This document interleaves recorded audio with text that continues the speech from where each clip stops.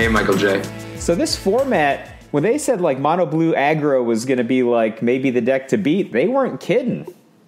If by they you mean literally us last week, yeah. Yeah, us, yep. yeah. Yep. So Robert Wagner Krankel took down the Dallas Open with mono blue aggro.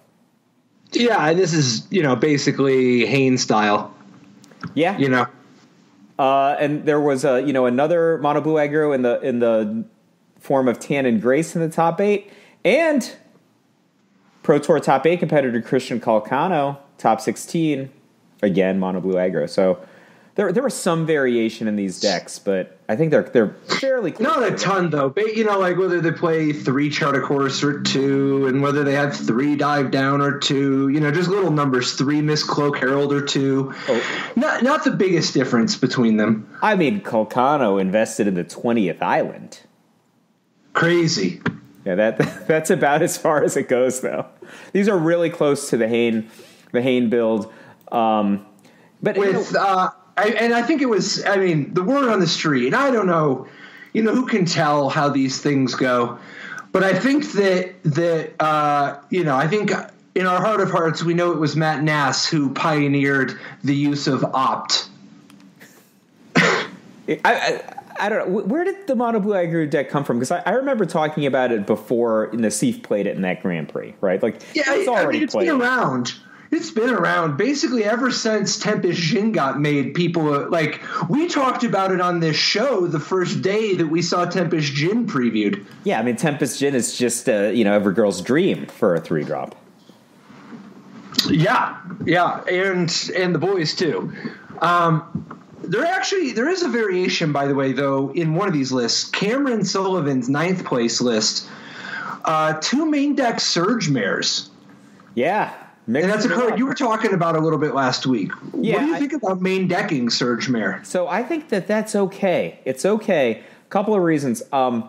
It actually gives you some pretty substantial resistance to mono red, right? Like a mono red player just doesn't like it. It's actually kind of hard to kill because the deck has all these dive downs and spell pierces. Like if you're going to kill it with like a burn spell, you actually need 2 burn spells, and they only need to counter one of them, right? So frequently you only need 1 though, right? Because it blocked something. Yeah, but like the only thing that has 3 power is really Goblin Chain Whirler. Like everybody else has. Yeah, but you don't need 3. You use they got Lightning Strike, right? They do. They have a ton of different 3, right? They have Wizard's Lightning. They have Skewer the Critics, but they might have a Shock. I'm just saying you need to gang up on Surge Mare, and even when you have the capability to gang up, 1 dive down is going to ruin your day. True. So it gives you meaningful resistance to mono red, and then separately, like this guy's kind of a house on offense. He can be, depending on the matchup. Kind of, he puts in some work. Can't be blocked by green creatures, Patrick. That aspect is also a part of the card.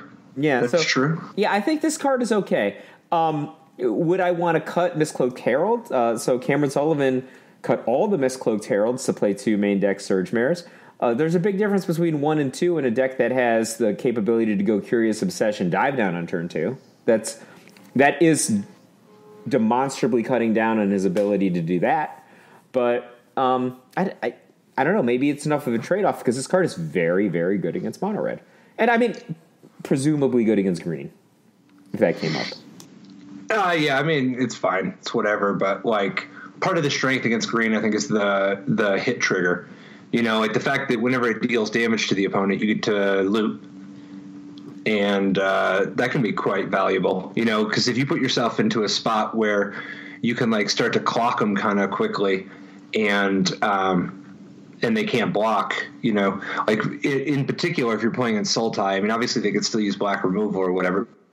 But if you're playing in Sultai, having that extra flexibility of the, it's a big body, it's a threat that can hit hard, but also it's giving you some selection.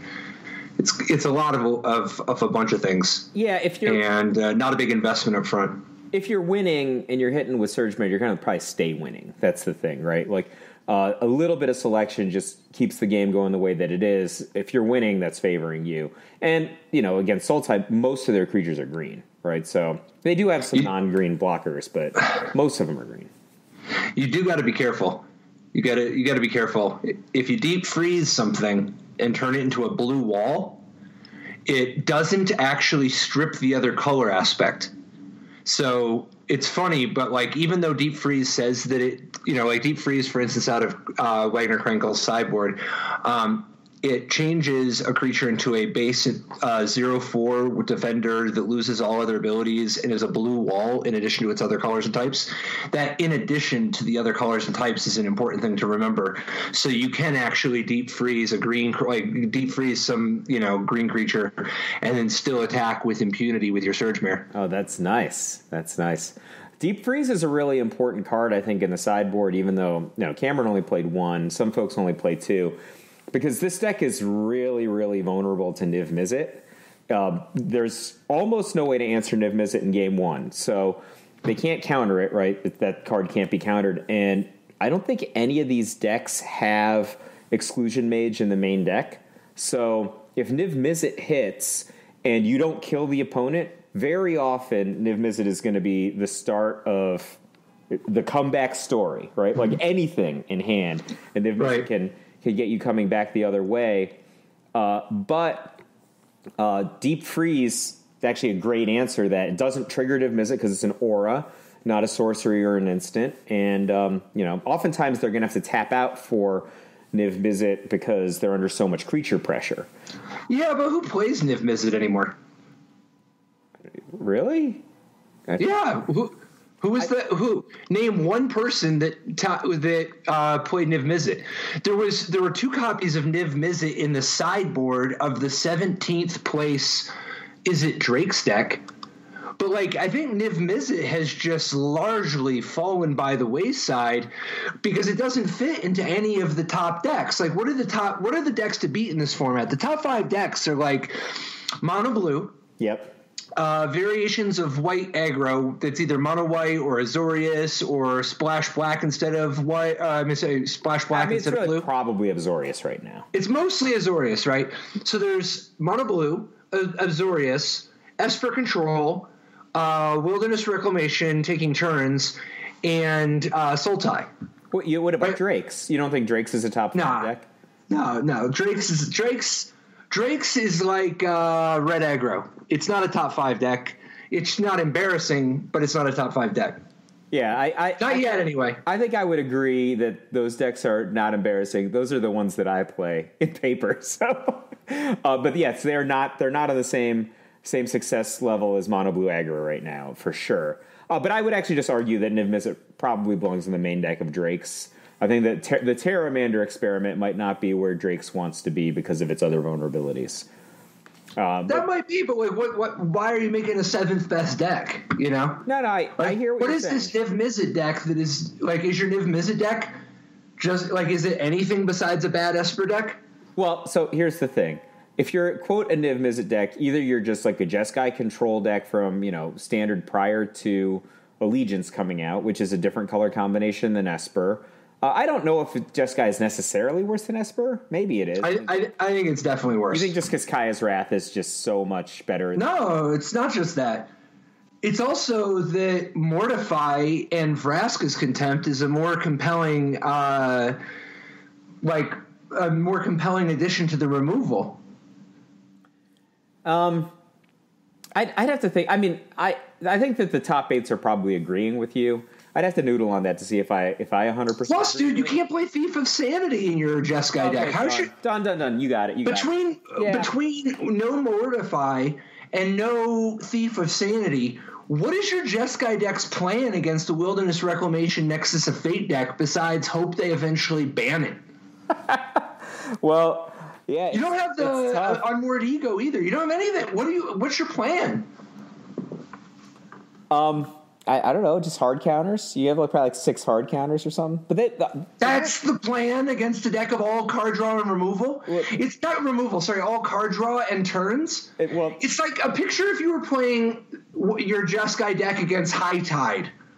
you're going to be like, oh, I'm going to take control of the game because I have 4 absorbs and like 2 syncopates and 2 negates. Well, boom, high tide, taste. Wilderness Reclamation often has tons of counters, especially after sideboarding, right? Like, people have sabotages, they have negates, they have... They also have very few dead cards game 1, unlike a Jeskai control deck. Yeah. I mean, even if they have, like, a big white sweeper or something, they can hit your enchantments. Besides, eventually, if they just Crassus you or whatever, what's your plan? All right, Jeskai is contextually worse than Esper. Well, I think somebody's got to invent something new to do with it, because I do think Niv Mizzet is in the running for most powerful card with no home right now. Yeah, no tier 1 home anyway. But I think you're right. There's no compelling Jeskai deck relative to Esper right now, and Drake's is a little on the outside of the top 5. But even with Drake's, the highest finishing Drake's deck was Jonathan Job's Teamer Drake's deck, in which he does actually have Niv Mizzet, so I suppose I got to give you that one. But this one, actually, we should take a look at, because it still has Terramander, and it has Crackling Drake, but it also has Niv Mizzet, so I do stand corrected. It wasn't the 17th place deck. It was the 14th was the highest Niv Mizzet deck. But he's splashing green for 3 Hydroid Crassus. What do you think? What do you make of that? That's cool. And the 2 Crushing Canopy in the sideboard.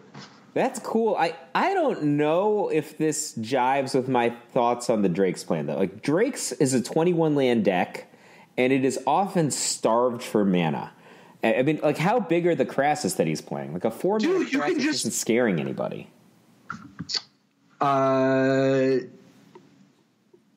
Yeah. It's like 3 more Crackling Drakes. Nobody is going to mistake a 4-mana Crassus for a Crackling Drake. I mean, that's not... Like, that's neither out of Lightning Strike range, nor... I don't even know. Like, it's just... I don't know what to compare it to. It's like a Striped Bear, right? It's fine. Mike Turian is good enough to top 8 a Grand Prix with a Striped Bear. But it's not... I mean, you need it to be at 6 mana plus to be really impressive, right? It depends. Depends on how low of expectations you have. I think we agree that Hydroid Crassus is a great card, and I think we agree that maybe there's something inventive going on here, but I don't know. This doesn't jive with... I've played a lot of Drakes. This isn't jiving with my concept of how the Drake deck is supposed to go, but I might not have a wide enough field of vision yet. Like, the Drake's deck has always played cards like Star of... What the heck? Extinction? Yeah, Star of Extinction. It's always played those kind of cards in the sideboard, right? So it's always said, I'm the kind of deck that can get up to 7 if I need to. So, maybe it's extending that to game 1. I will tell you, it is extraordinarily difficult to beat Wilderness Reclamation with Drakes in game 1. And it is still quite challenging to win in sideboarded games when you have... the fat 2 Disdainful Strokes in, along with a little more disruption in card drawing. That's a rough matchup, because even though you're a blue deck that draws a ton of cards, you just don't have very many hard counters. Like, half your hard counters are just dive down. Nobody's having their combo stopped with dive down. Yeah. But I think a lot of decks are going to struggle against Nexus of Fate game 1. There's a different deck in the top 8, though, that seems like, I mean, this is definitely, I think, a strategy that you have a particular amount of experience with. The Rakdos midrange deck that Jody Keith played, it's like a bigger take on red, right? Like, it's basically a mono red deck, right? Except that it splashes Rix Mahdi Reveler, Carnival Carnage, and the Eldest Reborn, plus stuff like Duress out of the sideboard, some usual suspects type of deals, and the Theater of Horrors that we've been speaking on so much. This is definitely one of those red decks that's kind of like the Scrappy Scrounger bigger red deck from the previous season, where there's no 1-drops.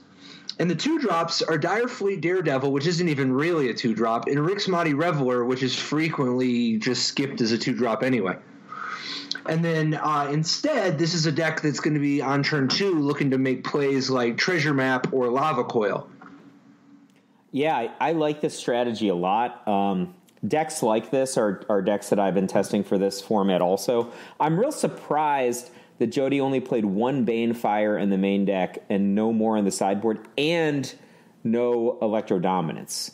I think that I'm just really surprised at that. I'm not saying that it's wrong, because Jody has a ton of the Eldest Reborn and Siege Gang Commanders on 5, and it's just my opinion playing this. I think Siege Gang Commanders are a relatively low power card in this strategy, and I think you could get more out of one of the X spells than you would get out of a Siege Gang Commander, and it's such an expensive card. Well, I mean, Siege Gang Commander, where it really shines is when you're playing against Mono Blue or Azorius, right? Like, you don't want Banefire against Mono Blue. I mean, it's okay, but it's not good, right? Whereas, like, obviously they could counter it, right? But that's also going to be true for, like, other threats of yours, too. Siege Gang Commander sticking against a Mono Blue deck is, like, a legit plan.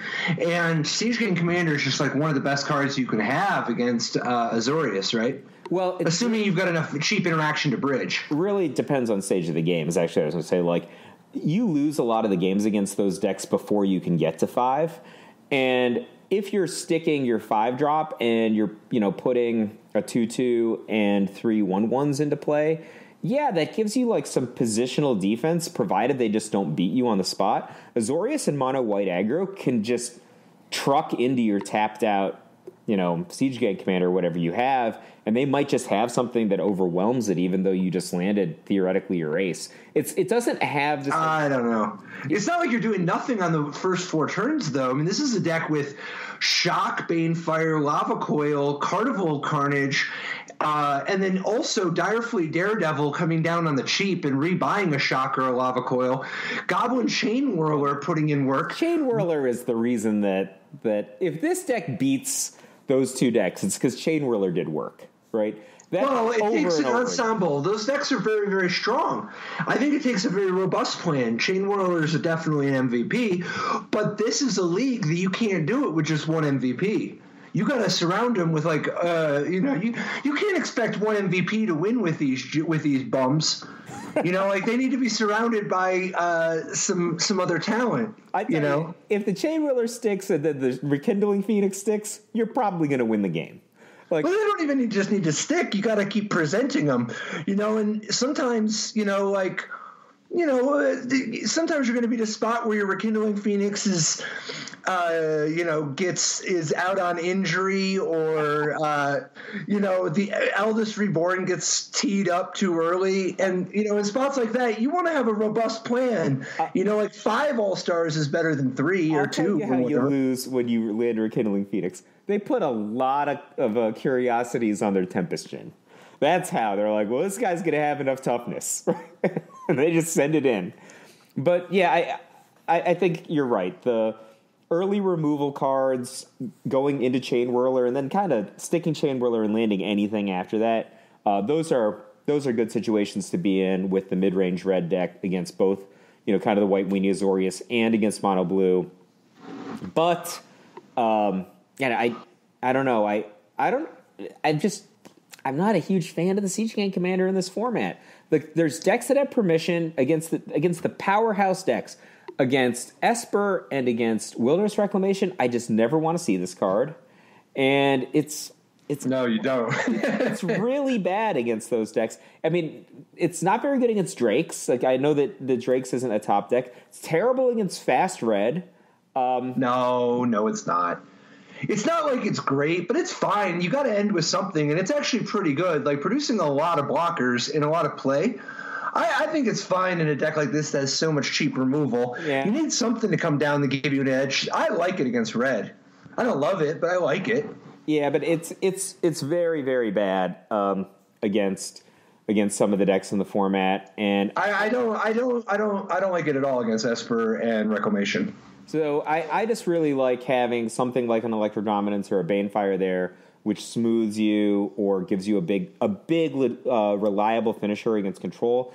I'd also say that this deck has a couple of Cinder Barons, some Blood Crypts, Dragon Skull Summit. It's actually pretty cheap to get green into the deck as well as black. And one of the reasons I like Electro Dominance is because Electro Dominance fixes your mana, right? You might not draw any green, but you can cast the Cinder Vines because you had Electro Dominance, and that's one of the angles I think that the red mid-range is going to go into, rather than specializing in only one color. Because this deck already has green. If you check out obviously there's no green mana in the deck besides Treasure Map. Oh, it is. But the sideboard has Status Statue, which primarily you're doing it so that you can status just off of your black mana, so that your Goblin Chain Whirler or Siege Gang Commander, either one of those two can just like Plague Wind the opponent. But you also have backdoor outs to using a treasure from your treasure for statue. And sometimes you just do weird stuff. Like Direfleet Daredevil has First Strike, and so like if you give it Death Touch, you can do some cute things once in a while. But mostly it's for Siege Gang Commander and Chain Whirler. I'll tell you, the build I have has Status Statue in the main deck, and rather than Siege Gang Commander, I have Skargan Hellkite in the main deck, and Skargan Hellkite's Status Statue comes up. Great combo. Yeah, so it's obviously very slow to set up, but one of the reasons that I like Status Statue in the main deck is obviously a deck like this is willing to play cards like the Eldest Reborn or Carnival Carnage that they're not the smoothest answers, right? But they do something relatively big. Statue has the advantage of just being able to kill a Wilderness Reclamation. So the opponent plays Wilderness Reclamation, like, I will kill it, and I already have five power to play. That's not where you're boarding in Status Statue. I guess you're talking about a main deck. Your main deck. You already have 5 power in your play. Like, kill that card, attack you for 5 again is a powerful functionality when you're playing a deck that's already willing to do stuff like Lava Coil, which only kills creatures and doesn't go to the face anyway. Because like the mid-range red deck, it's not like the fast red deck. It has a lot of compromise cards. Yeah, I don't know. I don't think either one is good, but maybe I'm a hater. I think that the top 8s probably largely agree with you, but I just gotta keep grinding. Just gotta keep iterating on red. I love it. Okay. In terms of real decks, though, definitely Jonathan Hobbs' second place Esper deck definitely qualifies.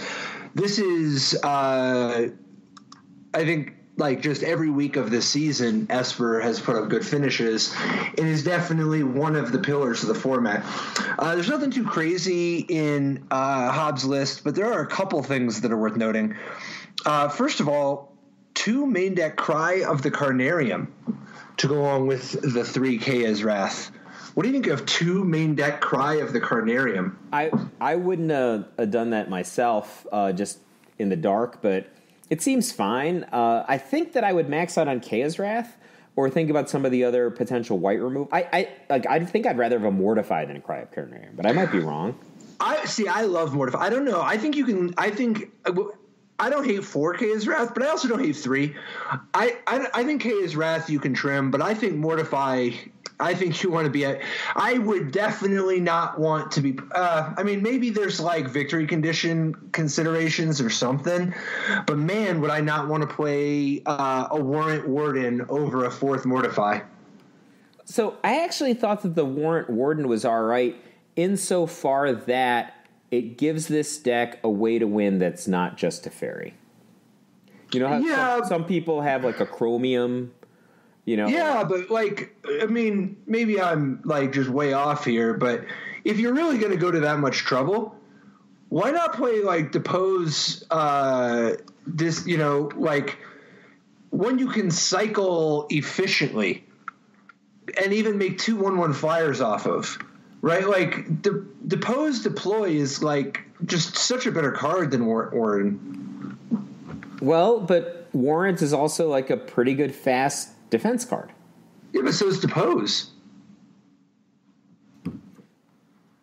Yeah, I can't really disagree with you that much.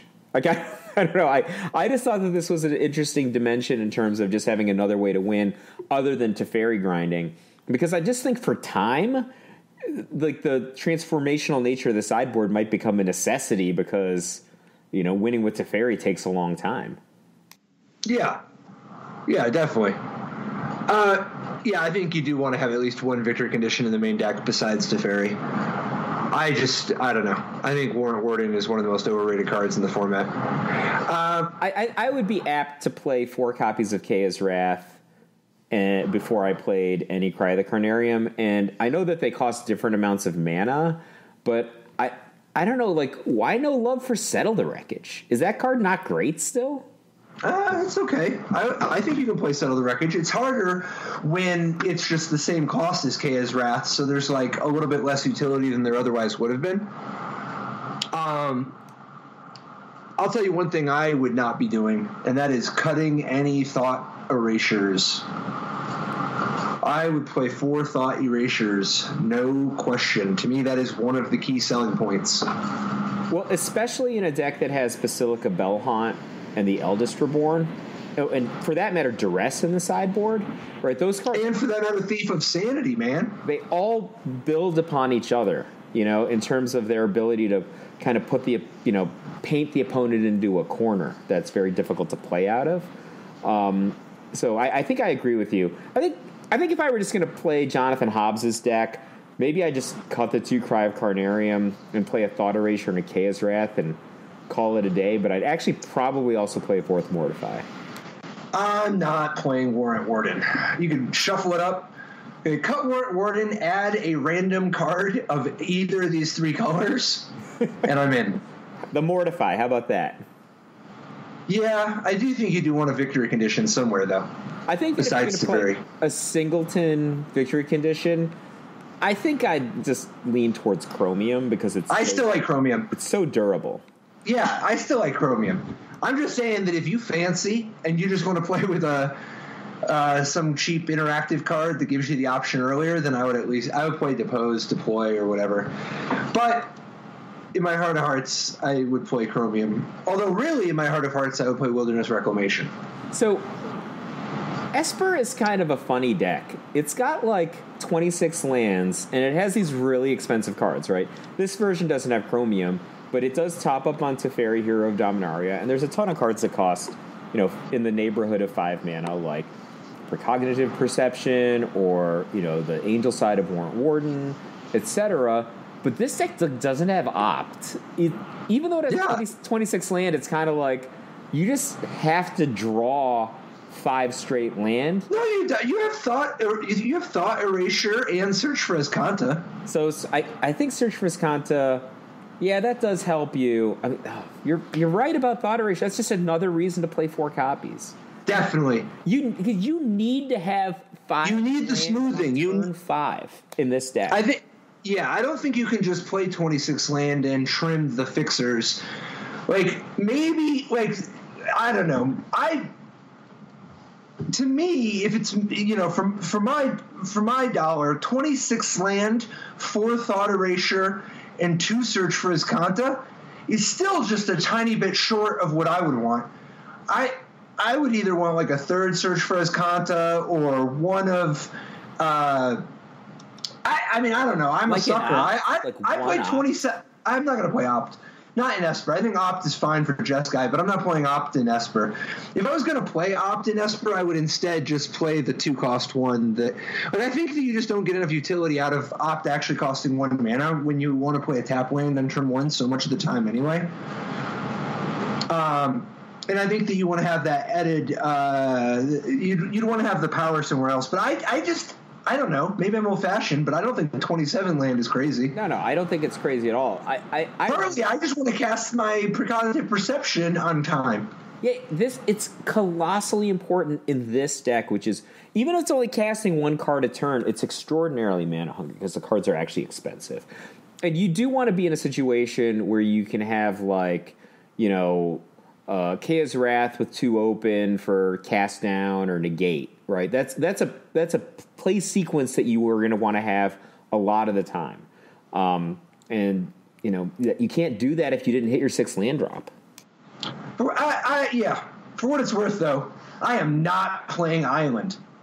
Let me just tell you that right now. Jonathan Hobbs didn't play Island either. I know, but I'm saying if you do add a 27th, and I don't know. I think you could play 26 also. I'm not sold either way on that one yet, but I am anti-Island because I want to play Kaya's Wrath on 4. Oh my God, that is it's not like I would rather play Plains in a Niv Mizzet deck than play Island in a Kaya's Wrath deck. Well, people have played Plains in a Niv Mizzet deck. They have done that. Yeah. I mean, I agree with you on the fundamentals. I do think that it's probably justifiable to have Island somewhere. Like maybe if you had an extra land in your sideboard, maybe have Island. I'm not. You can do better than sideboarding Island. Well, I'm just thinking about situations where somebody like snipes your only blue source with and gives you a chance to search. Yeah, but who cares? Tough it out. Surveil more. You can't. They took your only blue source. All your surveil still can. Blue. No. No, you're still fine. You just cast it for black mana.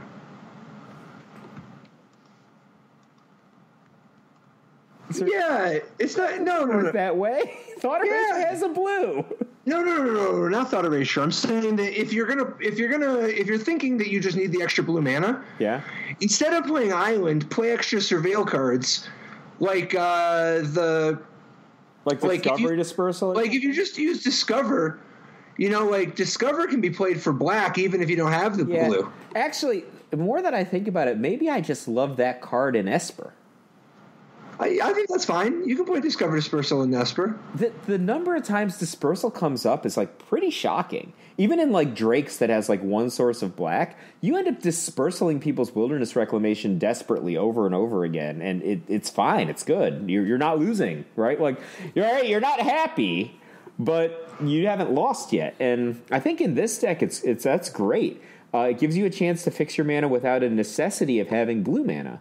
And like we said, you really just need to hit 5-on-5 here. Yeah. I mean, definitely need to hit 5-on-5. I kind of want to hit 7-on-7. Oh, I want to hit 7-on-7, and I don't think that I want to stop until I'm at 12. Right? If I play 12 straight turns. Well, I want to stop on 5. You want to stop on 5? Yeah, because I want to stop the game because I want to play Teferi and my opponent realizes, yeah. Oh, I see. Yeah, it's not going to get any better for me. So Aliantrazi style Nexus put up another finish. John Johnson with 4th place with another Frilled Mystic Hydroid Crassus evolution. Just straight blue-green. So I really like this strategy, but I think I'm just wondering if it's the right way to go given how cheap mana fixing is in Standard, combined with how easily these Nexus decks in general can defend themselves against real aggro decks. And not against mono blue, right? So all the Simic Nexus, whatever other kinds of, Bant Nexus or whatever, I think are all equally hurting against mono blue, which is just an outstanding strategy against them. But I'm talking about against the white weenie type decks. They're easily foiled by Root Snare in game 1. So I don't know why blue-green is better than multicolor, given the fact that, mono-red is not going to be a big issue for you. I think part of it is that when you play the straight blue-green version, you're just a little bit faster and you're not playing I think where you get that extra speed paying off is against decks like Esper, for instance.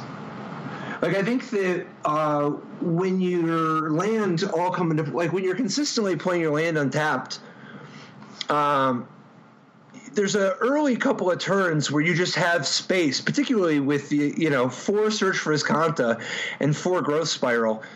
There's going to be spots in which the Esper deck hasn't gotten set up yet, and if you ever stumble for a turn because of having to play an extra tap land,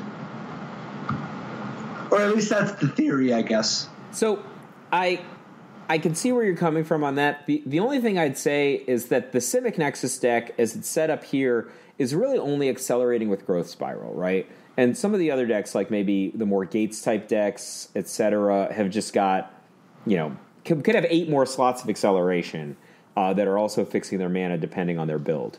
So I'm just thinking, like, their ability to go, like, resource increase followed by really powerful effect is much enhanced relative to the 2-color version. Sure.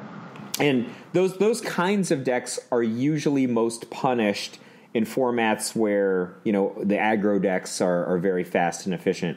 But this format happens to be one where Root Snare is good against them. All right. Full disclosure, there was an even higher finishing Niv Mizzet deck. Let me, I guess, put a spotlight on the 12th place, which is the other style. We talked about Simic, and we talked about Simic splashing a color. But there's also Nexus of Gates, where you splash all the colors, sort of.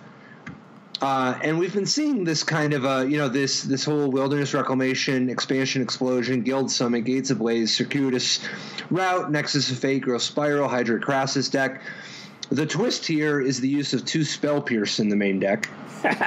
And then in the sideboard, in addition to the Gatebreaker Rams and Archangel, Archway Angels, Drake Sasser has 2 Niv Mizzet Perunes.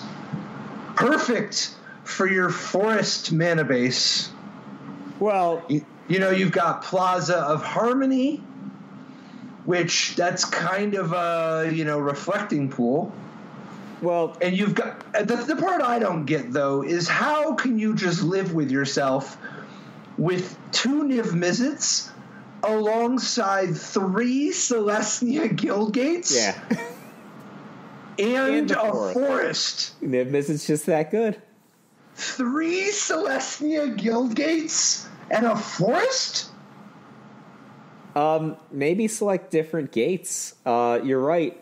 I was thinking, before I saw those Celestia Guildgates myself, there are certainly possible mana configurations where every land but the one forest will find, will be able to cast Niv Mizzet, right? Boros Guildgates and Breeding Pools and Gruul Guildgates all have something they can do to help Niv Mizzet come into play. But this is a good example of what I was saying. Like these decks that have Circuitous Route have even more acceleration capability. Obviously, Expansion Explosion gives this deck a tremendous top end that the blue-green deck lacks. Oftentimes you're just gonna have your opponent draw the extra cards as well as taking the damage because ha. Yeah. So when you're talking about splashing another color, what do you think of something like Jeremy Cloyd's 4-color list? So it's a Wilderness Reclamation, Growth Spiral, Nexus of Fate, blah, blah, blah, all the usual suspects, right?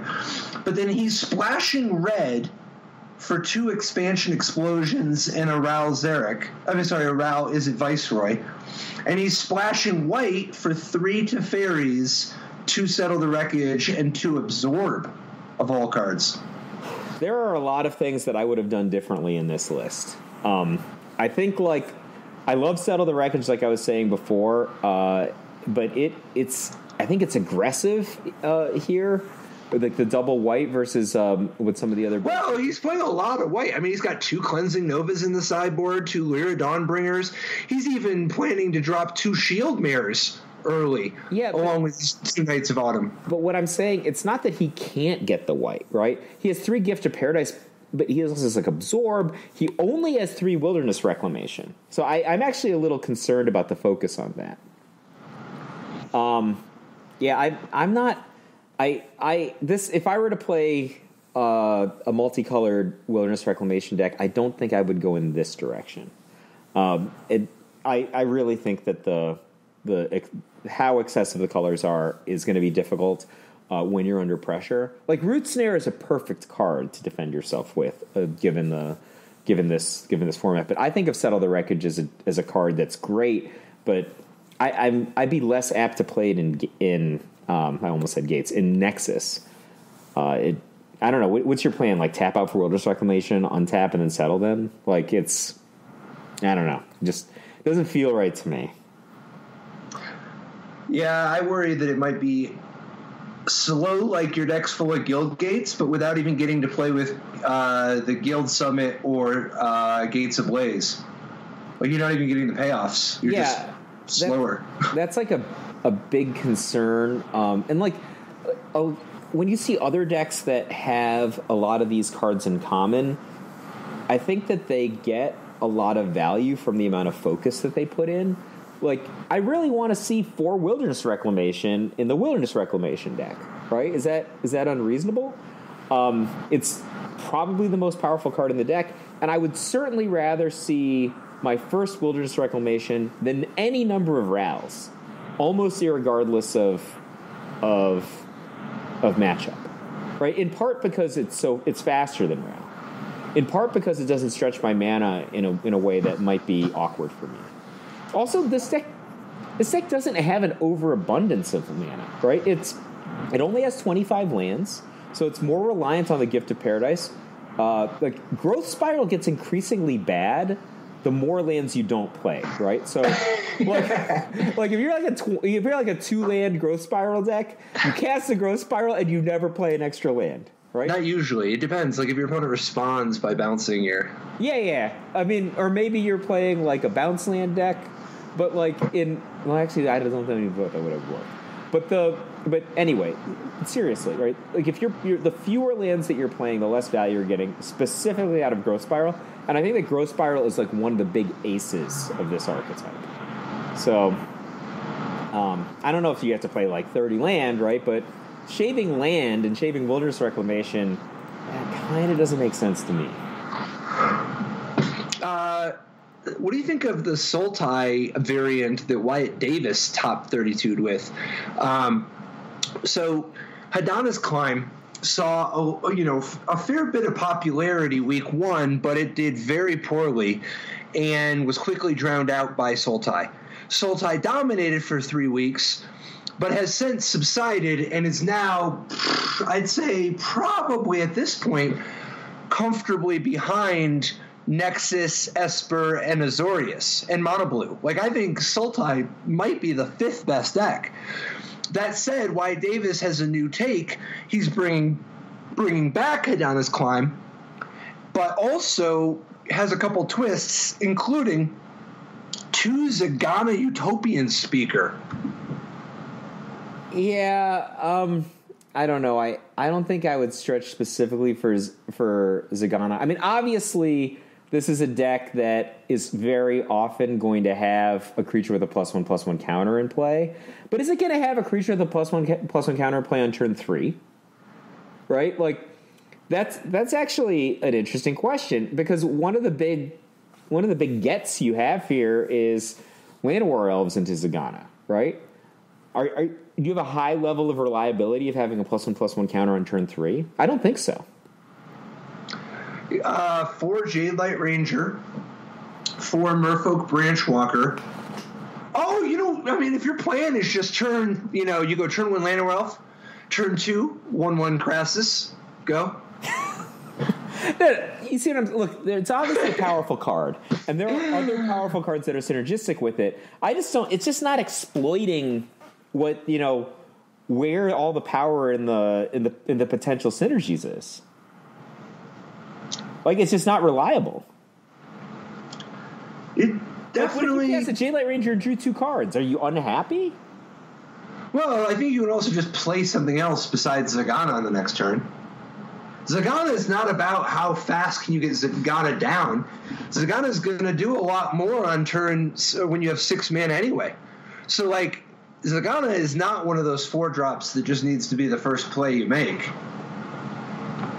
But I don't know.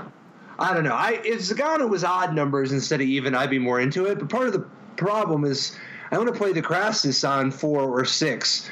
Zagana costing 4 and then 6. It's just kind of overlappy at the same spot that I already got business, And, like, Find Finality already has business going on at 6. So, I don't know. Like for instance, here we see trimming a Vivian Reed when Vivian Reed is actually at a very convenient spot on the curve. Yeah, there's not a lot of competition at 5. Right. So, I mean, in fact, one of the most busted draws for this deck is actually to draw multiple Llanowar Elves and then land to 5 early. That's actually one of the things that is a trademark of what like the Golgari decks previously and the Sultai decks now could do. I guess you can, Wild Growth Walker and Jaylight Ranger at the same turn. That's pretty good. But yeah, I don't know. I disagree with some of these decisions. Also, having no Carnage Tyrant anywhere. What do you think about that? Like that's I understand there are other expensive, powerful threats in this deck. I could take or leave Carnage Tyrant. I think that guy's time has. He's like Dwayne Wade. He's not like Dwayne Wade.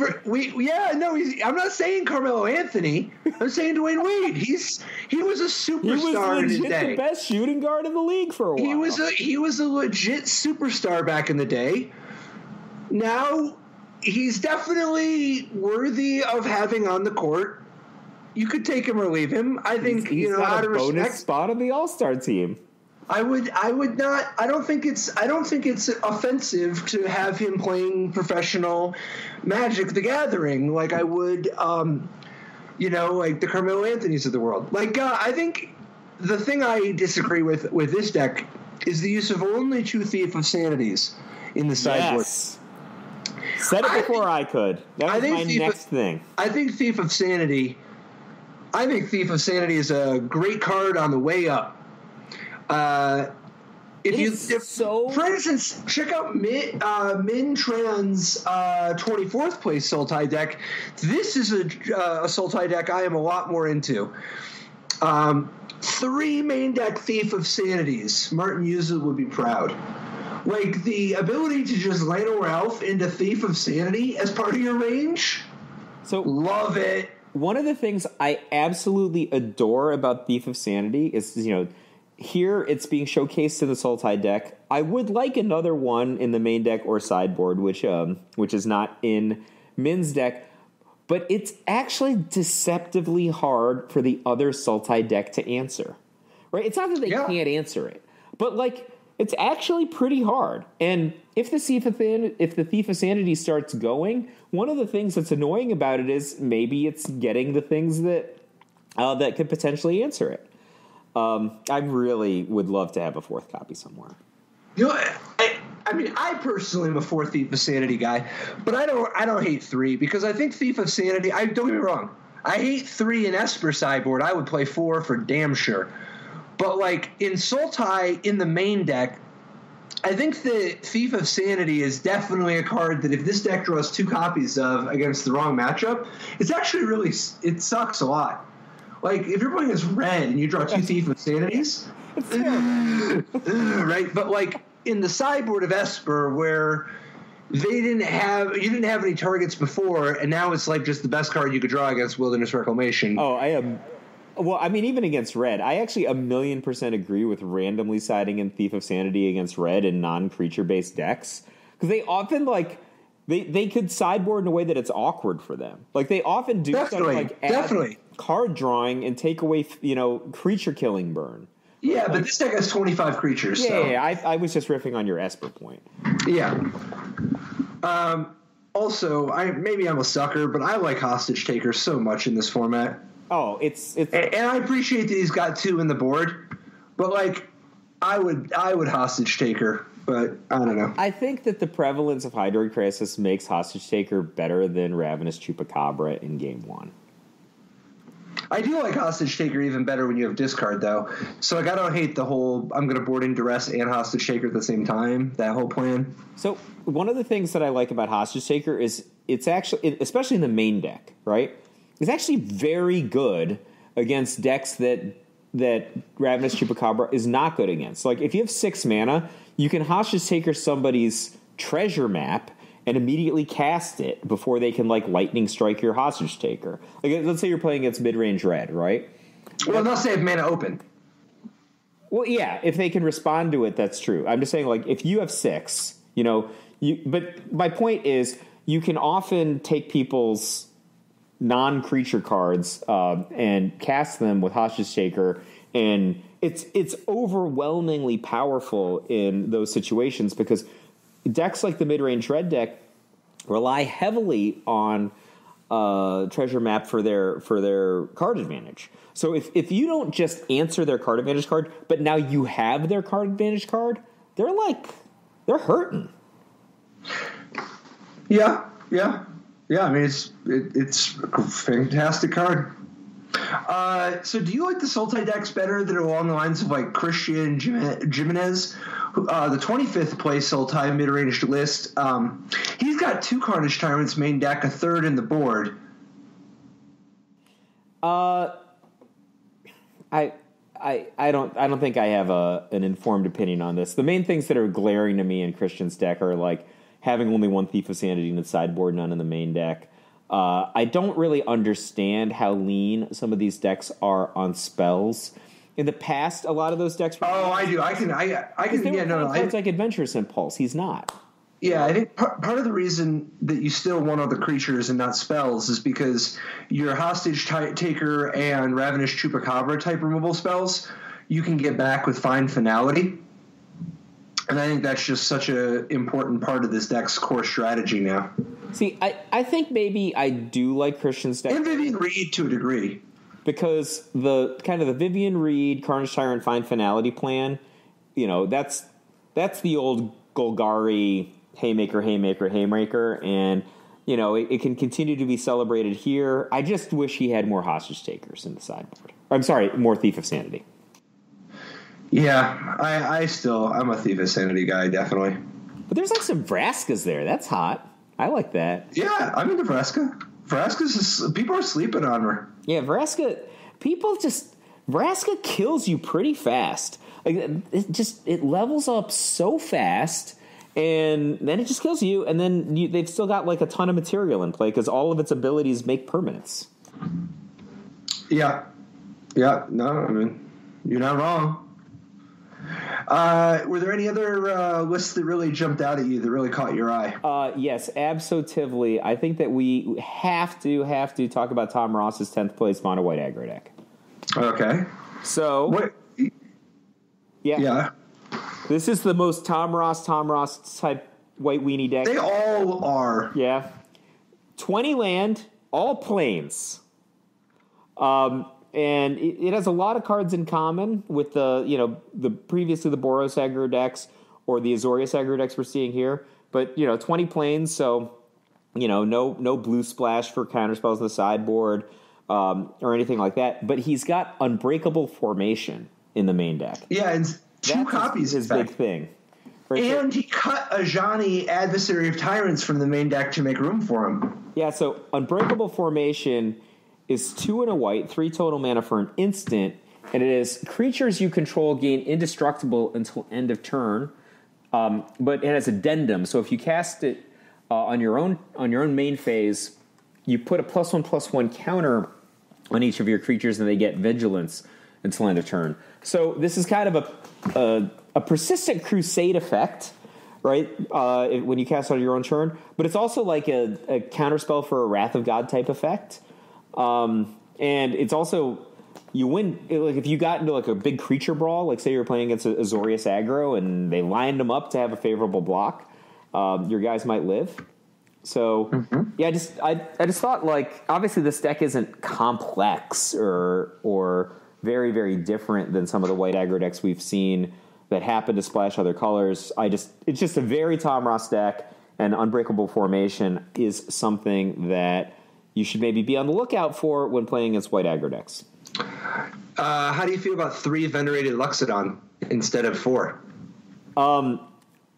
You know how I feel. You don't have to ask that question. I am gritting my teeth, and I respect the hell out of Tom Ross, so I assume he's right. But I don't like it. I don't know, man. I do not like it. I respect the hell out of Tom Ross, too. I don't believe you about 3 Venerated Luxodon instead of 4. I do not believe you. Like it one I don't believe you. I do not believe you. How about the split of 3 Healer's Hawks and 3 Hunted Witness? There's a lot of things that I would do differently. Oh, yeah? Yeah, this 2+2 Adonto Vanguard, I cannot get behind that. This Healer Hawk split, I'm like, what's going on here? Yeah, I don't like some of these details, Patrick, but I assume the whole is harmonious. I'm just saying, it looks to me like he's so he finished his gig at WotC. He's doing all kinds of moving and shaking behind the scenes, designing cards, helping shape the world we live in now. Now he's just showing up, going to the open circuit, and dropping an R&D on these people. Like, it's just, this looks like an R&D deck. Yeah, he looks like he threw darts at the white creatures that were available. Those are the ones he picked. But... I mean, I don't know. You play a mixture. When you're in R&D, sometimes you just diversify because you want to try out more cards. Yeah, I respect that. I don't like Snubhorn Sentry very much. Like, people play it. Like, I don't know. I think I'd rather have both Healer's Hawk and Hunted Witness than Snubhorn Sentry most of the time. I don't know. I also think, for me, the first 2-drop that I play is Adonto Vanguard. So, like, the fact that he goes like a 2+2, I understand the theory behind it, but I don't know. It's not my bias. Personally, versus I don't think Tithe Taker is that meaningful. So what did you think of the classic winner, Abe Corrigan's Azorius deck? First of all, this is a 20-land white aggro deck with 3 unbreakable formations instead of 2. But then somehow he makes room for the 4th Venerated Luxodon, the 4th Conclave Tribunal, all 4 Adonto Vanguards. So let's go with that unbreakable formation at the 3, but cutting a Benalish Marshal? Like, I don't... What do you mean cutting a Benalish Marshal? There's only 3. Right. Like, so how many Benalish Marshals do you want? You want Tom Ross's 4 Benalish Marshals? I think that... You can only play so many 3s. Yeah, but he's exchanging a Benalish Marshal for an unbreakable formation at the 3. He's also exchanging 3 Healer's Hawks for 2 more Adonto Vanguards and a Venerated Luxodon. I'm in for those changes. I like all those changes, especially... Well, here's the thing. If you're not playing against Mono Red, Healer's Hawk is awesome. It was weird because Healer's Hawk, oh, wow, this card should be great against Mono Red, but they have Chain Whirler. But those other changes are great in a lot of situations. I actually like this setup very much, except for I would play 4 Benalish Marshals and figure out how to get my unbreakable formations some other way. Yeah, I would play 4 Benalish Marshal. There's no question I would play 4 Benalish Marshals. One of the most novel... a deck that had 20 sources of white. As its only mana, too. Yeah. So what do you think of Nicholas Watkins' 40th place deck from the Open? This is definitely one of the more novel decks. Obviously, before the set came out, people were really hyped on Judith, the Scourge Diva. Judith, what a really cool name. But no, Judith, the Scourge Diva, finally has a supporting cast or a combination of cards put together to get her over the finish line. And there's some really interesting twists here. 4 copies of Priest of Forgotten Gods. Yeah. So I actually think that the Judith decks are going to be the breakout decks coming out. That those are the ones that we haven't seen what they can do yet. I'm not sure that I'm in for Mardu versus just Rakdos, just because, like, I mean, I guess.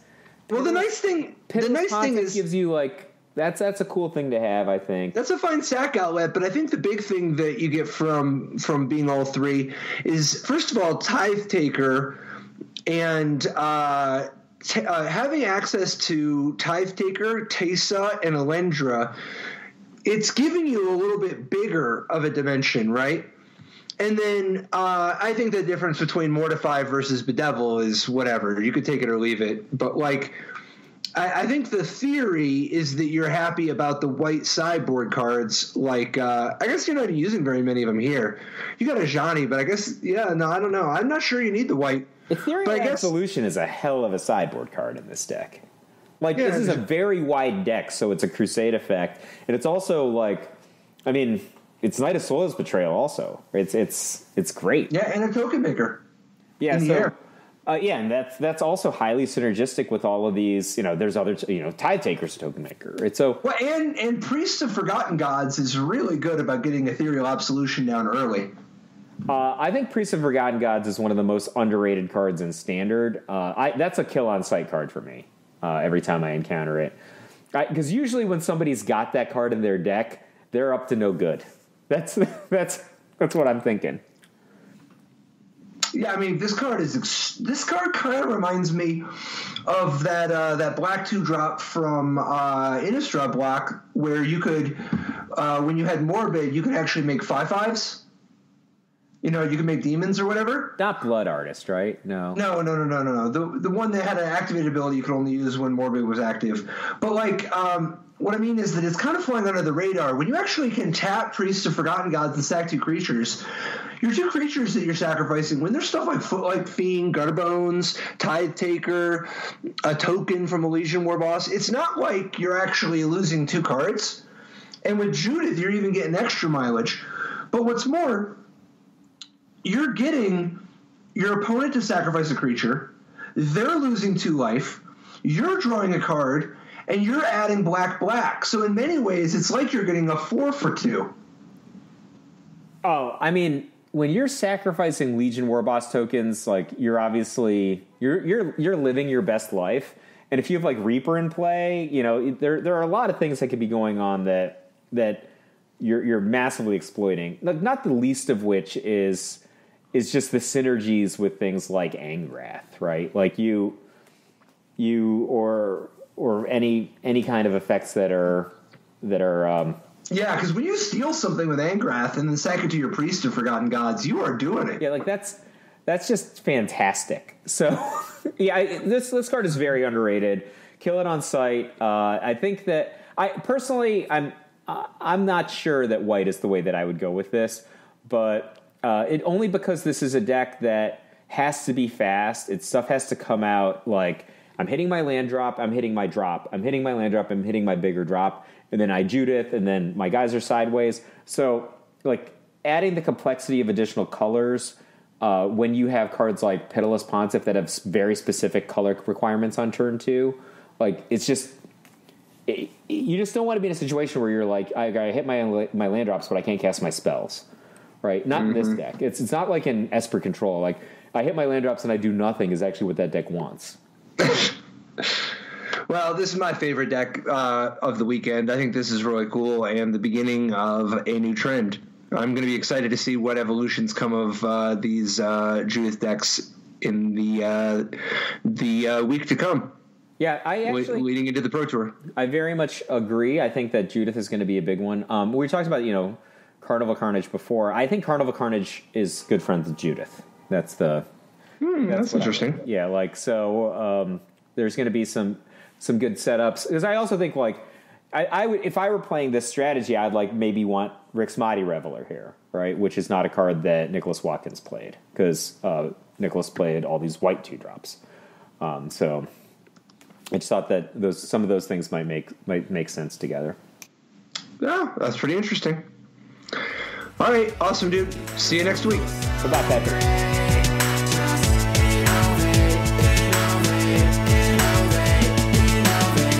Life didn't work so great. Tried to play Dredge, it's a jail or hate. Ghostly prison waiting for my untapped phase. Your core trapped in amber stasis days. Lost a lot of friends, got left behind. Had to find a way not to lose my mind. Trapped in a vault with nothing but time. Parents and my friends were the key to find. Magic gave me purpose and drive. The game, the love, it kept me alive. Visions of